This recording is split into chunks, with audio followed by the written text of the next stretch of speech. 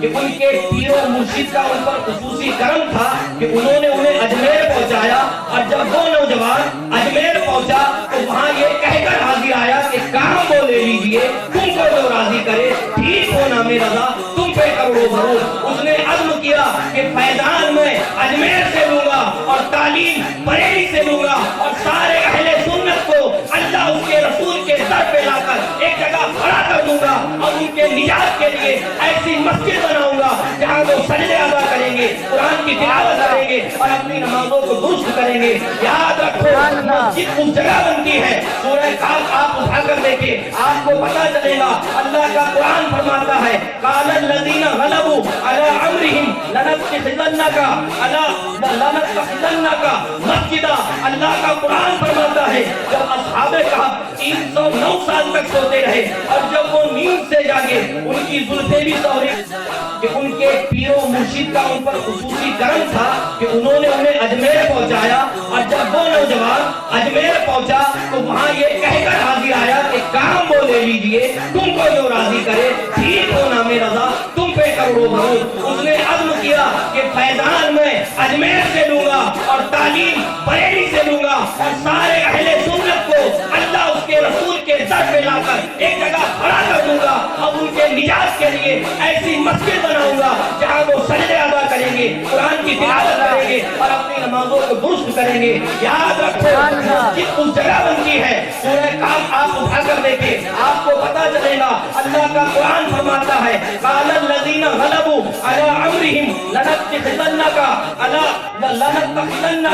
مسجدا۔ اللہ کا قرآن فرماتا ہے جب اصحاب کہف 309 سال تک سوتے رہے، اور جب وہ نیند سے جاگے ان کی زلفیں بھی سوری،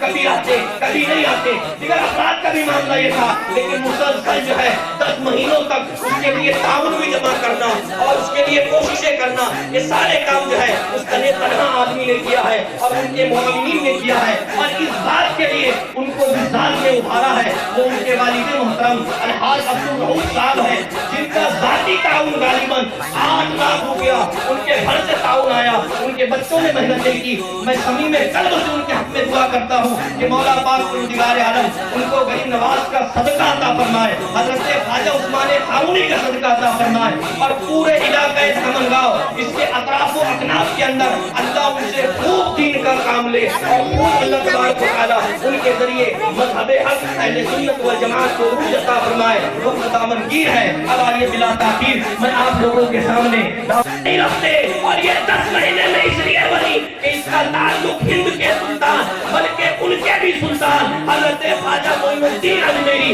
اور دوسری ذات حضرت خواجہ عثمان ہارونی، اور یہ دوسری مسجد اس علاقے کے اندر 5 سالہ قلیل مدت میں اس میں اول نمبر پر جس کی کاوشیں ہیں، جس کی محنتیں ہیں، وہ نوجوان کو میں اس لیے بارہا پیش کر رہا ہوں کہ ہر علاقے کے اندر اہل سنت کا ایک نوجوان اسی طرح اٹھ کر کھڑا آ جائے۔ قسم خدا کی میں کہتا ہوں 5 سال میں 2 نہیں، کم سے کم 1 کو ضرور بنا سکتا ہے، 1 کو ضرور تعمیر کر سکتا ہے۔ ضرورت اس بات کی ہے کہ اہل سنت کا ہر نوجوان اس پہ کروٹ بدلے۔ سنی تو جاگ ذرا اب،